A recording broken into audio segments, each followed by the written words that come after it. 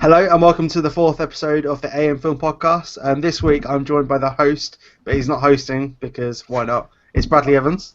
Hello, thanks for having me on my show. I'm quite ill, that's why I'm not hosting. So if I run away to be sick, as long as you can't hear me, pretend it never happened. Oh, I forgot to say, the Future Master of Film. That's your new title. I appreciate that's what you referred to me as last time. So It's thank true, you for isn't that. it? You are a future master of film, hopefully. Only time can tell. And Daniel Stewksbury, who's a friend of the show, and he's a future Bachelor of Arts of Film. Not quite as impressive, but very much so. No, it's nice to be back. Thanks for inviting me back again, guys. So into our first topic, which is what's in cinemas this week. So let's talk Hunger Games Part 3, Part 2. So yeah, I saw it twice. I've seen it twice even. I saw it opening night, and I compared it to the last Harry Potter film, and then I watched it again the other day and completely retracted my statement about it being as good as Deathly Hallows Part 2 because it's not. I mean, I'm not going to say it's a bad film because for me to actually say, or to compare it to the last Harry Potter film, it's definitely got something about it. It felt like it was the end of something. But the issue I had with the film is that on second viewing, once the hype's gone away, you realise just kind of how flat the film is. What really got to me and what took away all momentum and all the excitement from the film was the about 20 endings the film had. Obviously, we won't spoil anything. But the last 20 minutes of the film could have been compact into 5. Like that's what ruined it for me. And with an ending such as this, I understand how they wanted to get the ending right, but don't give me 6 of them, Do you think it would have been like a better experience having Part 1 and Part 2 as one film instead of 2 different films? I think a lot of people are going back to that and saying it doesn't need to be 2 films. But to be honest, I do feel like there's enough here for it to be in 2 parts. If you're going to take anything away, I think it still needs to be a 3-hour film. But then people would complain about it being a 3-hour film. I mean, what this film does compared to the others is that it focuses more on the effects of war, which is a relatively new thing to explore in this kind of genre. But at the same time, that's not what the Hunger Games is about. I felt like it was almost reaching to a different audience than what the universe has set up in the 3 films prior to this film. But I mean, I didn't hate it. I just didn't love it as much as I did on first viewing. So I'll probably give it a 2.5 out of 5. Ouch! I wasn't expecting that. No, it actually bothered me the second time around. To the point where I left to get a refill on my drink, which I've never done before. So yeah, it's boring in places. But Jennifer Lawrence brings it. I mean, I could watch her again. So how would you rate it like as a film trilogy with a Part 2? As you know what, so the 4 films making up a trilogy, I'd probably give it a 3.5 out of 5. The second film in the series is by far the strongest. It built on the first film, and it kind of felt like a gateway into the final parts. I actually liked Part 1 of the ending. Yeah, so I liked Part 1. Part 2 kind of ruined it a little bit for me. It wasn't the climax that I wanted, but overall, it's a good, it's a good franchise. I can go back and watch them all in one sitting if I was ill like I am at the moment, doing nothing but Netflixing all day. But I wouldn't rush and buy the Blu-ray. I take on it. Okay, so so maybe go and see that if you like the other Hunger Games, basically. That's what I'm guessing you're saying in the end. I'd say if you liked the other Hunger Games, then don't watch this. But if you like your war films, then maybe do this because it really does focus on the post-war, or should I say, it focuses on the effects of war, and I think it's brave that they went into that, but they didn't. It wasn't the right fit for what the franchise had set up. Well, segueing into war films. I saw Bridge of Spies, which is Steven Spielberg and Tom Hanks' new film. So it's very good at what it is. It's not amazing, but it's not bad. I mean, you're watching Tom Hanks like 2.5 hours on the screen, like with a war thriller with Steven Spielberg, and clearly those two can work together. I mean, you've got Band of Brothers, and you've got the Pacific from both of them, so clearly they know what they're doing. I mean, it sets the tone perfectly, and the events unfold is like you're kind of on your seat. The resolution is very predictable, which is a shame, but it's based on a true story, and this is the kind of thing with true stories that you can't change the ending, so you always come back to what is a happy ever after ending, because if not, it wouldn't normally be a film based on a true story. Yeah. No, here's a question for you.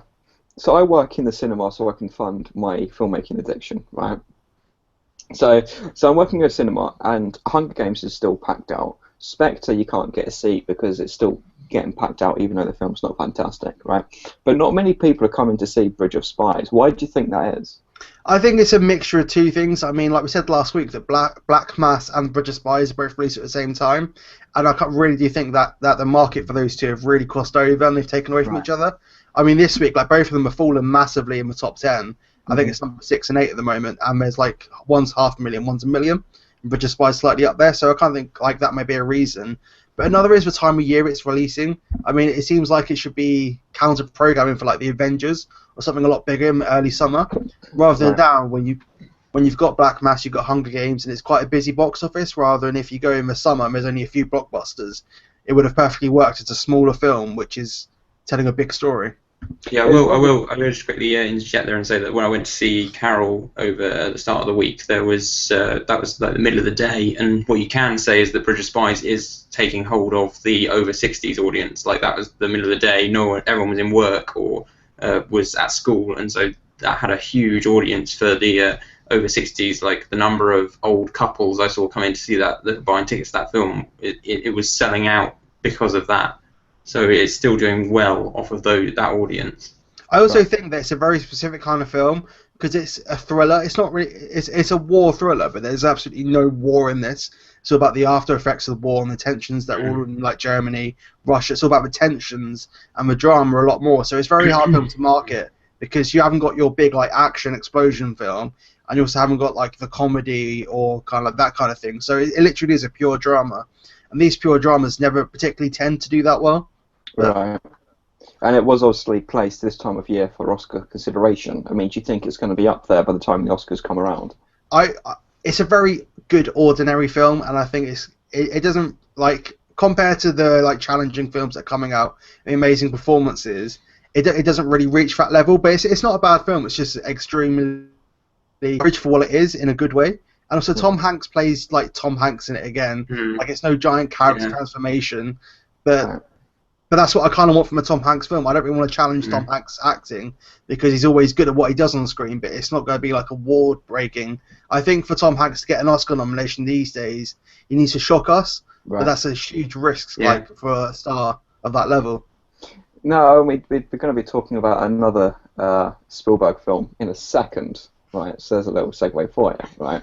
But before we talk about that, did this film feel like a Spielberg film? Because what I've heard from other people is that it didn't have that, that Spielberg touch in regards to it didn't feel like it was like special.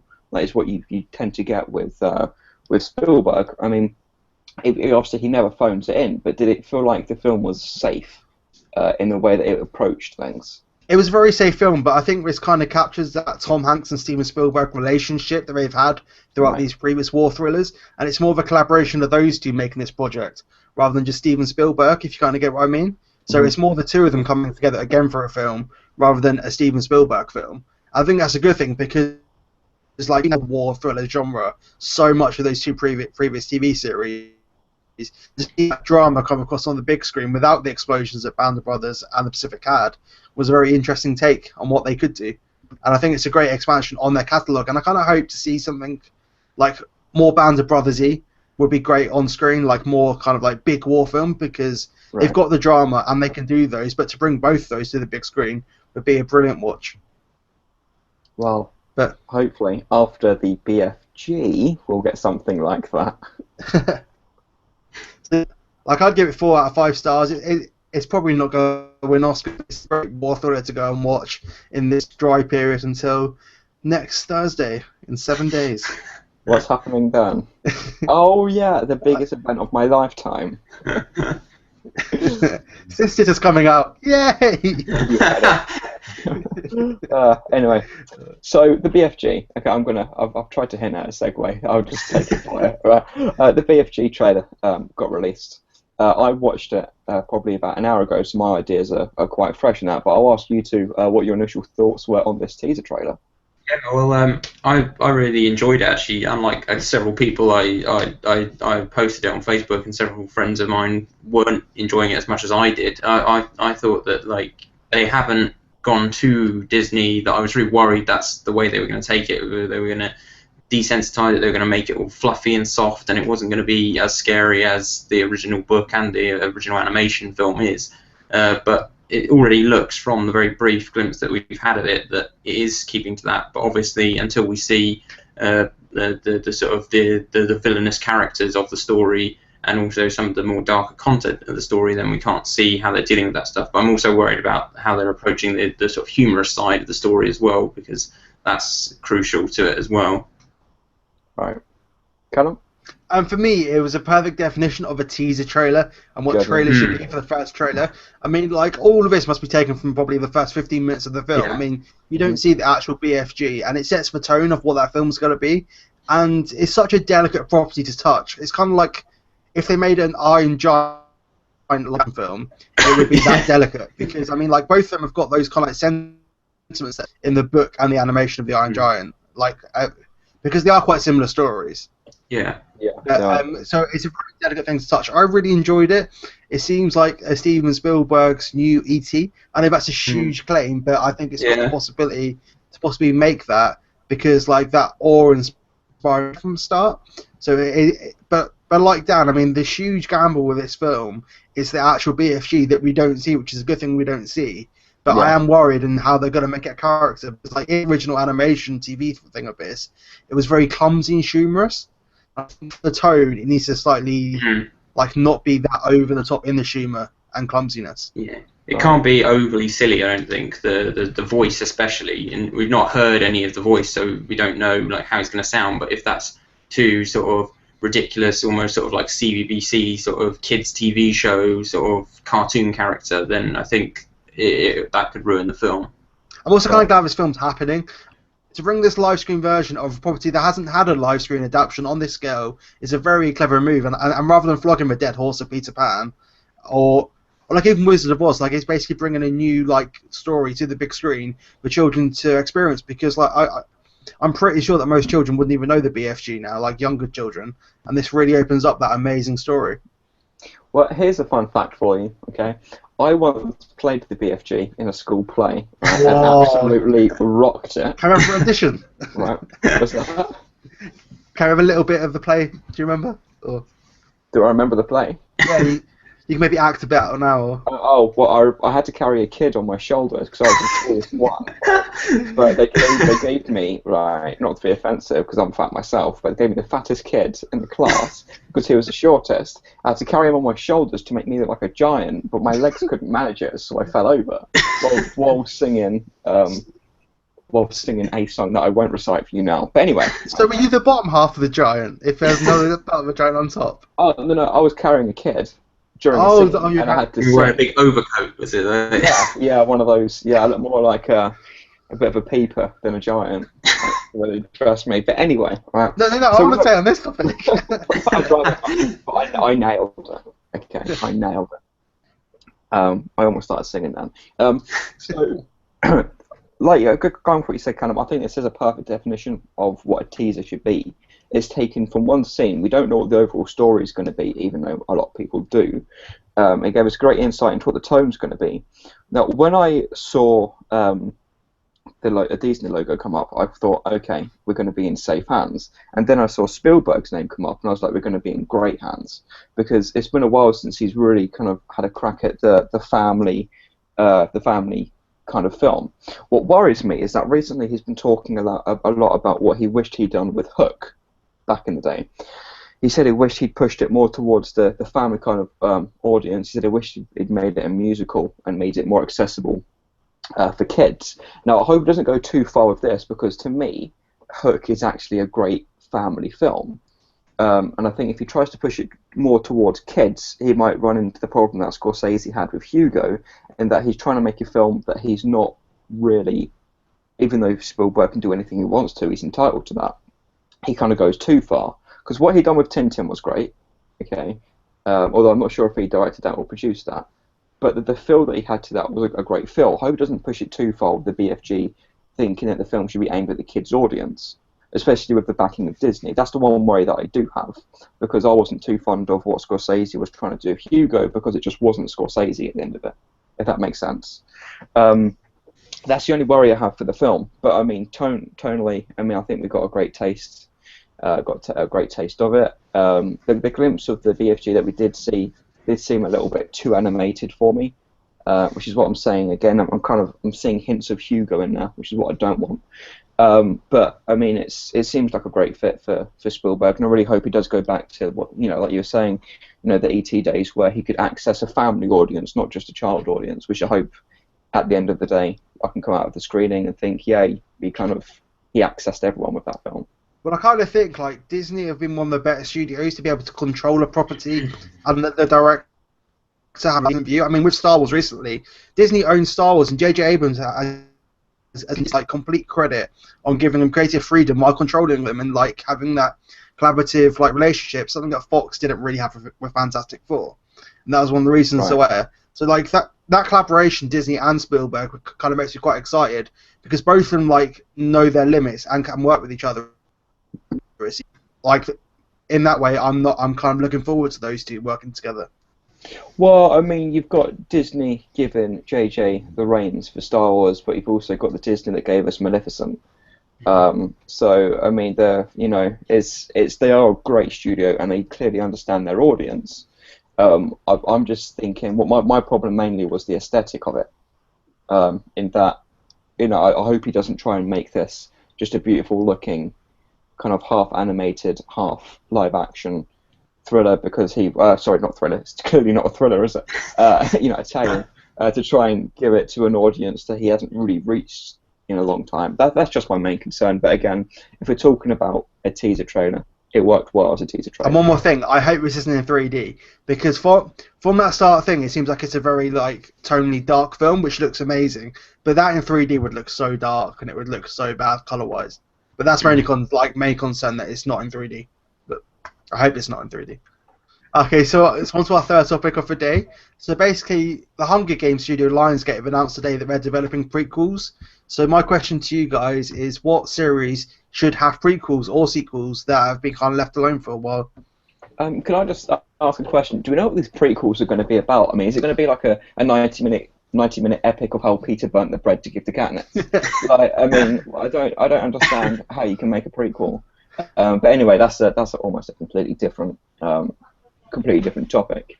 Now, what I would like to see, and you're probably going to disagree with me here. So if the question is prequel/sequel, mine's a blend of both. It's more of an anthology movie, and it's seeing what happens to Obi-Wan between Episode 3 and Episode 4.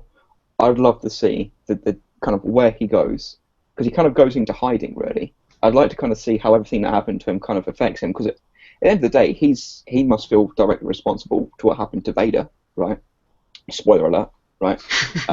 So I'd just love to see what can kind of happen with his character. And I think Ewan McGregor, was one of the redeeming qualities of the prequels, and I'd love to see where they can go with his character.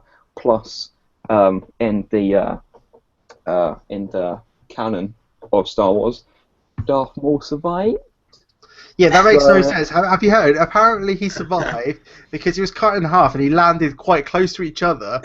And then this is still canon. And then the power of the dark side managed to fuse his body back together. But he didn't have his legs there, did he? He had robotic legs. But that makes no sense because he was cut in half. So he would either have his bottom half or, yeah. Star Wars canon for you, yeah. Anyway, yeah, so an anthology movie with Ewan McGregor back as Obi-Wan. That's a film I'd love to see. If we're talking in the same vein of Hunger Games and prequels and sequels that don't need to happen, I think if you're going to go out there, I mean, why not have the balls to do that? Well, I'm going to go in a completely different direction to Star Wars. I'm going to go more towards the season that we're in now, which is the Christmas season, and a series of films that I'm a huge fan of since my childhood, which is the Home Alone films. I think there are a series of films that there haven't been enough of them, and they've been quite a few, but they've not the sort of later ones have always been really bad because they've lost track of what the films are about. And it's such a simple structure that it's so easy to remake it and reformat it in different ways, because it's literally just you need a kid left alone with some hapless burglars. That's the format. It's so easy to come up with new and different and reinvented ways of approaching that. I think it's something that should be looked at doing again, because it's not an art film. It's not a sort of a complex film. It's just the film to be enjoyed. So I think it makes perfect sense to keep remaking it. Plus, there is still a following. I mean, I woke up the other day to my girlfriend watching Home Alone 3, and I was like, what are you watching that one for? It's not even the best one. And she went, no, but it's still Home Alone. It's still Christmas. I still have to watch it. So, I mean, there's still an audience there, so I guess that could work. Okay, so for me, I've got two, because I can never choose between them. So the first one is, basically, imagine a James Bond where all the previous canon is thrown out and they've gone, this is James Bond. Then you would have like the main James Bond film, which would be Daniel Craig, and then you'd have an older James Bond and a younger one. So you'll see him in his kind of like retirement, kind of like seeing what he's doing. I mean, you'd also see like a young James Bond, because that like young James Bond hasn't been around in the past like 10, 20 years. So it'd be like multiple timelines, are you saying? Yeah. So basically, like you would see from different eras and stuff. So you'd be like a young James Bond, kind of like Kingsman, like where he's first becoming his like a spy, and knowing all that to pull off. But I kind of think like that would be worth it. And my other one, I know these films already had a lot of time travel in, but Interstellar I think would be really interesting to see. I know it's very untouchable, but like imagine like learning all about how that world ended up in that state. I mean, it looks like a see how that happened, and then going into the future of where the film left off. I mean, like everything's changed. Like everyone's living in space. I think that'd be really interesting to explore. But again, like that's an example of sequels and prequels that don't need to happen. But if it did, it would really intrigue me in how it all went.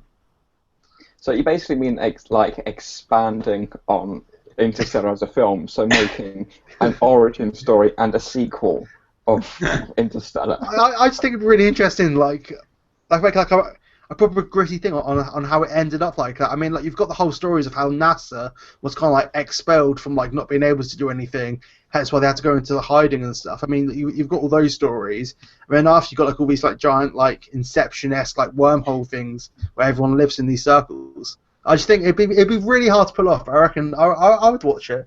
I'd be really intrigued by the like kind of like lore around like before and after.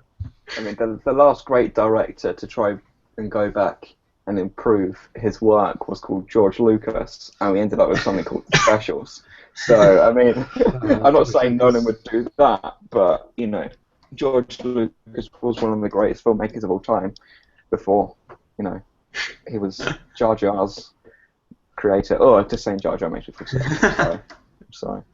Imagine if Jar Jar popped up. I mean, I know J.J. Abrams like denied it this week that Jar Jar wouldn't be in it, but if he had to deny it, I mean there was a slight chance that he could have been in it. Just imagine how that would be brilliant. Just because how old would he be? I don't know, but it would cost so much. Well, I mean, what's for like lifespan of a creature that is Jar Jar? We don't know this, do we? Right, it can be like the end of Interstellar. You can just be laying in a hospital bed. Like. Oh, that would be amazing. So moving on to our fourth topic, which is basically, so earlier yesterday or today, they announced that they're moving the Harry Potter land to create another one in Hollywood. So that means that so there's one in Florida, there's one in Hollywood, which is a new one, and there's a similar experience in the UK at the studios where you can explore the surroundings. So my question is, what film property should this kind of like experience at a theme park that you can explore around? My one's kind of cheating because it's already coming out. I'm sticking with the idea of Star Wars because there's so much you can do and there's so much interaction that you can have. I don't really think you need to have all these big rides or anything. Like just a Star Wars experience would be enough to start off with and then expanding on that. Because at the end of the day, you're not necessarily talking about a theme park, you're talking about an experience. And I mean, there's no one that gets sweatier about geeky stuff than Star Wars fans, right? Well, So I think making a Star Wars experience without Jar Jar, I think that's a great idea. so that's kind of already happened though with Secret Cinema. I mean, like I went to Secret Cinema earlier this shot on the shoe scale. I mean, we did it 3 months, £80 a ticket, got hundreds of people every night. And I've got to admit that was one of my highlights of probably this decade. It was amazing. I mean, we walked in. I mean, like everyone was in costume, and then like Lando like walked up to us and said, like, "Do you want to come back here and play cards?" So then like me and my friends like just literally went to this like back alley in Tatooine and played cards with Lando until we lost and then we were kicked out. I mean, it was amazing. Okay, in which case I'll say something that hasn't been created yet, to my knowledge, and I think you should make an alien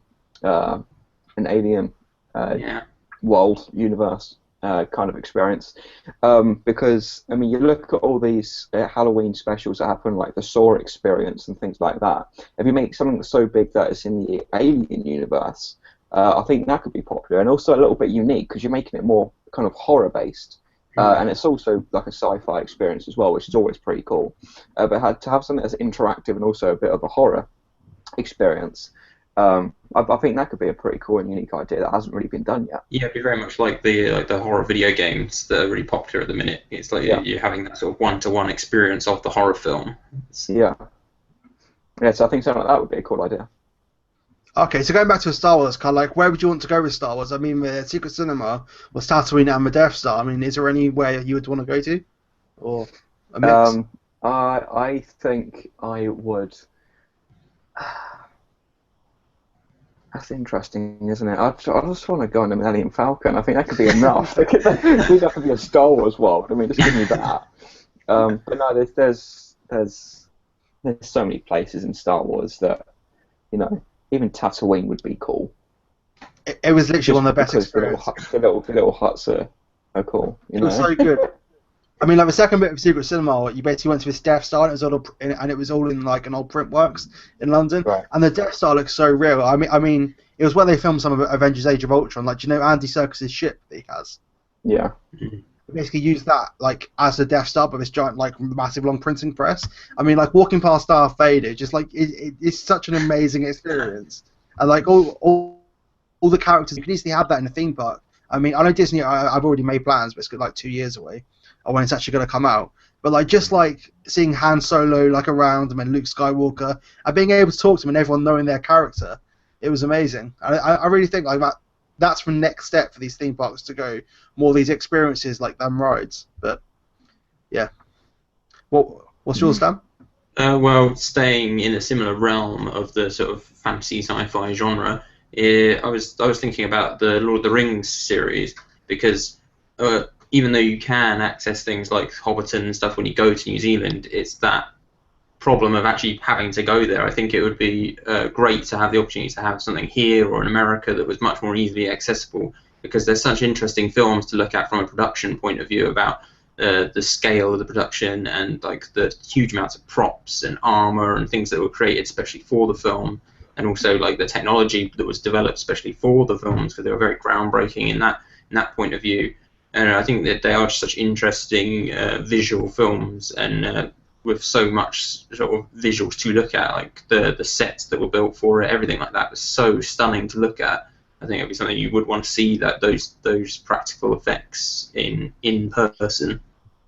I mean, I can imagine that being really cool. I mean, you're walking from, you know, Mount Doom, going to grab some lunch in a Burger King that's around there, and on the way there, you're talking to a tree who sounds like he's had a stroke. So I mean, I can't imagine anything better, to be honest. Well, I mean, like it's kind of got a timeline already. Kind of like you set off from like what's it called, the Hobbit, where the hobbits live. Hobbiton, yeah. Hobbiton, and then you go to Mordor, and it's basically that journey of the things you see behind.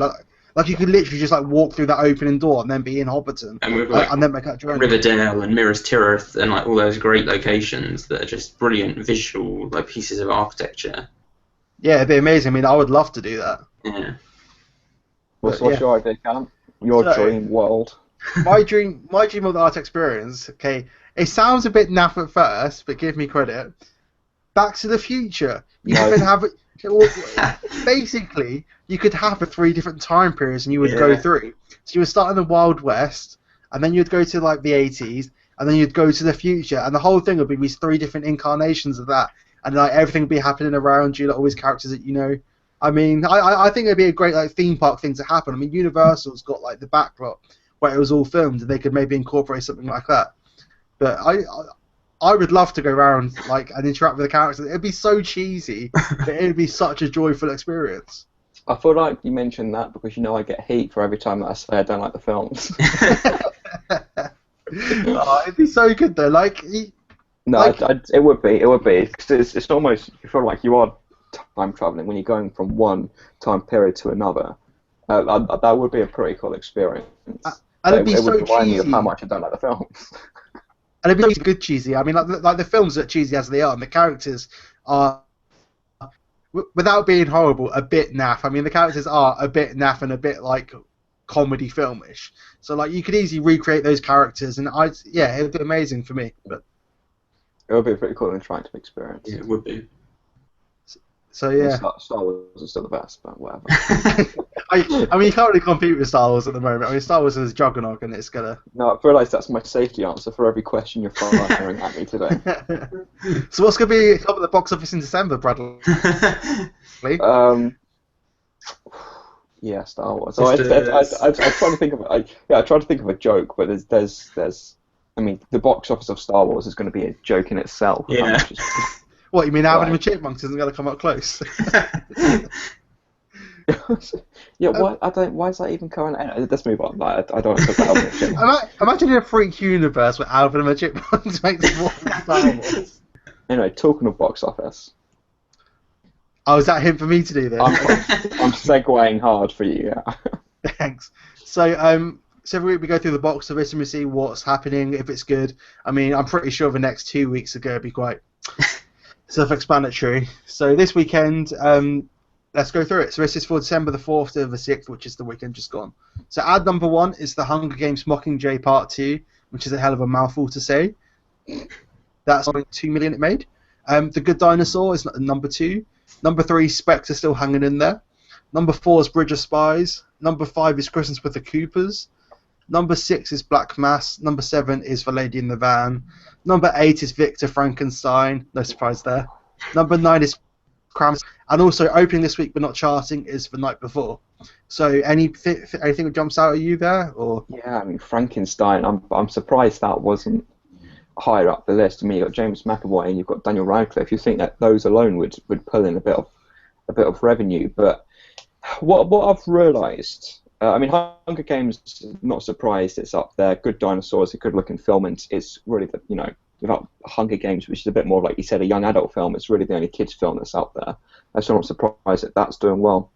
Spectre's got such a long lifespan that I don't understand what's going on with that film because word of mouth really hasn't reached.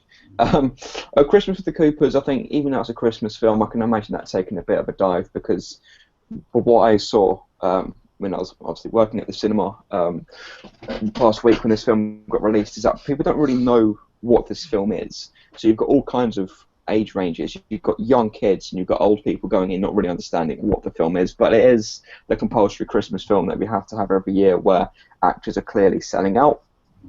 Other than that, I mean, it's good to see Krampus is actually making a bit of money because it's not a film that's been particularly well advertised, I don't think. But it's nice to see a horror coming out this time of year. And other than that, I mean, Victor Frankenstein is standing out for all the wrong reasons, not even making the top 5.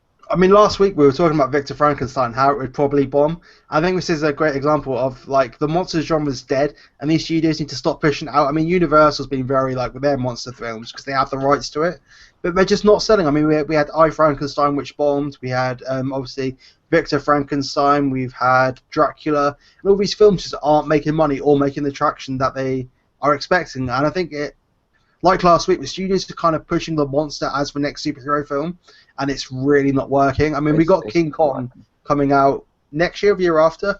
I think King Kong will be the final straw because, like, well, King Kong or Skull Island, I just think that's going to be the final straw, that if that massive budget film doesn't work, that they're going to have to kind of, like, give it another 10 years before... It has to work, though, because if it doesn't, then they're going to have to scrap plans for King Kong versus Godzilla.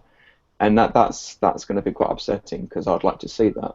I But mean, just going like, off what you go on, said sorry. for the monsters genre being dead, do you think this is going to affect the chances of Tom Cruise being in the Mummy remake, which is what they're talking about? I'm not sure because it wouldn't be a monster film. It'd be a Tom Cruise blockbuster film. Like I kind of think like the moment Tom Cruise is in a film, it's a Tom Cruise genre film. So, but But I it don't makes money. exactly. I mean, Tom Cruise makes money. Maybe he can revive the genre, but it just seems like the studio is trying to make this like their prerogative, and it really isn't like working. But I mean, like even Godzilla, like which came out last year, or the year before. I mean, it had traction, but it was nowhere near like the billion-dollar franchise that they wanted it to be, and it was viewed as a semi-disappointment, which is crazy because it made like a lot of money, but nowhere near as much as they were hoping for. And I mean, like with Pacific Rim, which is kind of a monster movie, but with machines. I mean, even that's not getting a sequel now because the studio have kind of lost faith in it. Other surprise in this for like the night before. I mean, that's like a Christmas film with Seth Rogen and Joseph Gordon-Levitt in, but like that just hasn't been marketed anywhere at all. I mean, it's Yeah, open in 280 screens, which is quite a lot compared to the other things. I mean, like Krampus was opening a similar amount, but like the marketing just wasn't there for that film. It's basically like completely unknown to like the wider public that film's I even think out.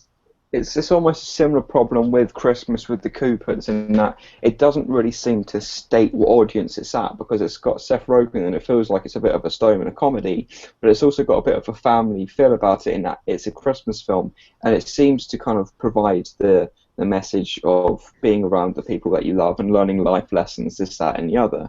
The difference between that and Christmas with the Coopers, which, like I said, doesn't seem to know which audience it's at, is that the older audience is going to choose Christmas with the Coopers over the night before, just because of the cast. So I think maybe that's where it's fallen flat, is that it doesn't really know who it's marketing itself as at even. But no, I mean, there's no real surprises there in terms of the top. Like I said, the films are at the top. But Victor Frankenstein, like I said, is falling straight in its place, and it's only going to drop in the next couple of weeks with that little Lucas film that's going out. I mean, Victor Frankenstein should have come out at Halloween. It's just like Yeah. it's stupid coming out in like mid-December. It's just like an absolute joke. There was one Halloween film this year, and it so easily could have been the family Halloween film to like take away like your family to go and watch, especially with Daniel Radcliffe and James McAvoy. Like they're both quite safe household names to go and see a film in. So that's a mistake on their behalf. I think. I like even if they pushed it back to next Halloween, I think that would have been a much better choice. But I mean, also what's interesting is Bridge of Spies and Black Mass. Last week they were very neck and neck, and this week they kind of separated, which in the right way. I mean, I wasn't a big fan of Black Mass. I think Bridge of Spies was the better film, so I'm kind of glad that they've like Bridge of Spies is staying up there and Black Mass is starting to fall a bit. I mean, Bradley, you've seen Black Mass. What did you think? I mean, I thought it was good. I could see why people went to see it because it's Johnny Depp, but it definitely is the best performance that he's had, I think, since Sweeney Todd. I think that's how far back you have to go to find like a completely immersive performance from Johnny Depp that was bearable. But I think that the word of mouth also spread that it wasn't a particularly well-paced film. It did feel very long.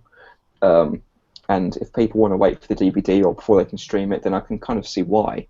Whereas, Bridge of Spies, I can't say because I haven't seen it, but I can only talk about Black Mass, but I can see, well, that's not having a very long life.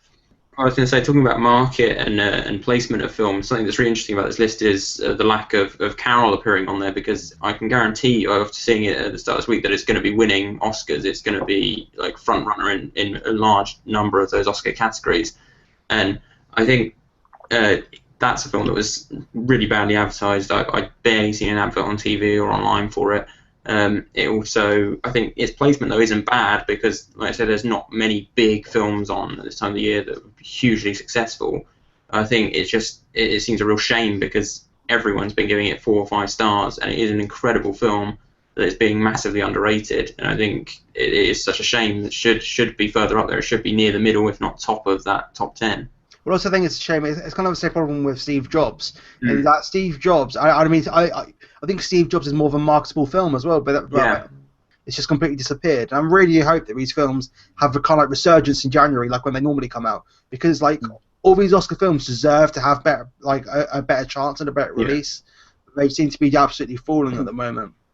I think it kind of shows how smart oh, forgive me because I can't remember the studio behind it, but Mission Impossible, that moved from a December release all the way forward to a summer release, and look how well that's done. Yeah. And it just seems like there's no real money in the market at the moment.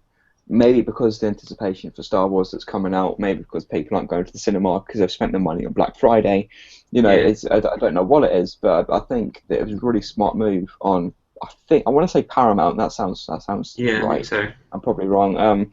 But it's a really smart move on their part to move it to the summer release. So going off what you said, Callum, maybe it was an incorrect move to keep Frankenstein around this time of year, because if it was around Halloween, because I don't remember many big films coming out at Halloween this year.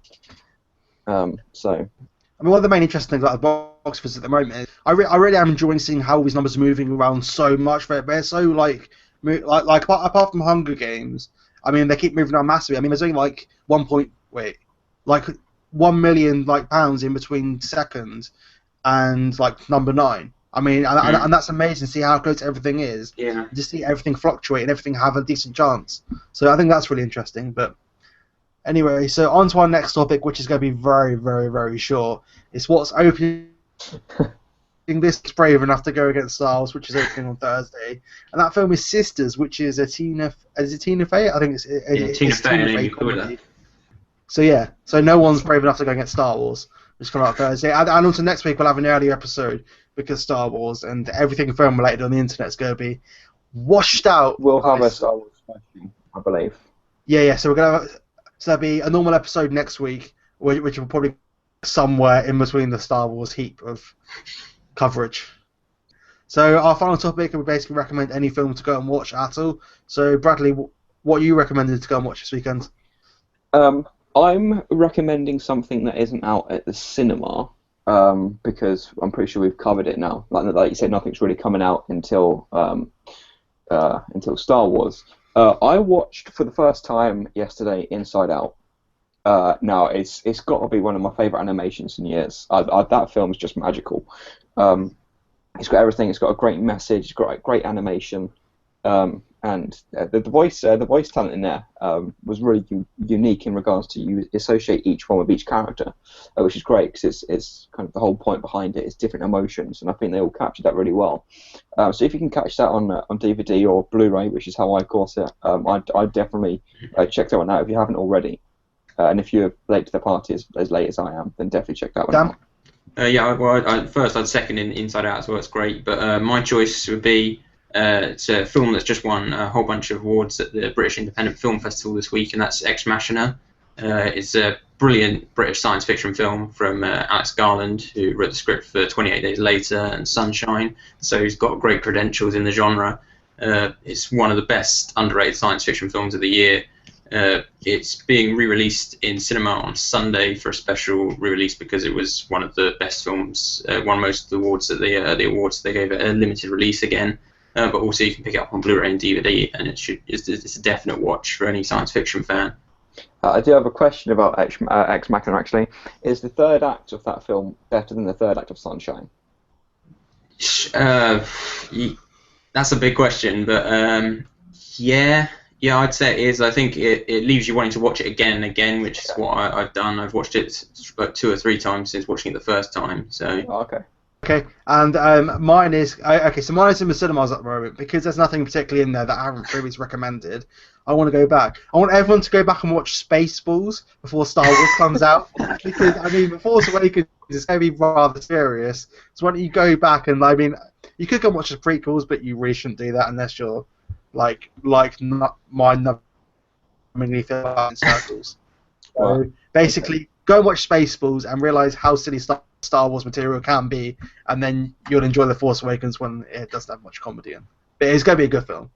Yeah. But, okay, so where can people find you, Bradley, if they want to come? Good film. I mean, you'll find me at Star Wars in any cinema around the country because I'm going to go on a solo Star Wars tour. But you can catch me at Twitter. I see what you did there. Sorry. Yeah, thanks. At Bradley_J_Evans, because that's the only one that is available in that variation. I'm Dan. You can find me a much simpler Twitter of @DStukes. That's DSTEWKES. And you can find me at Moorin, CMWRIN, or anywhere at the Angry Microwave. Be sure to subscribe to us on iTunes, SoundCloud, YouTube, wherever you're watching or listening to this. And we'll see you next week when things are about to get very hectic with Star Wars. So, okay, bye.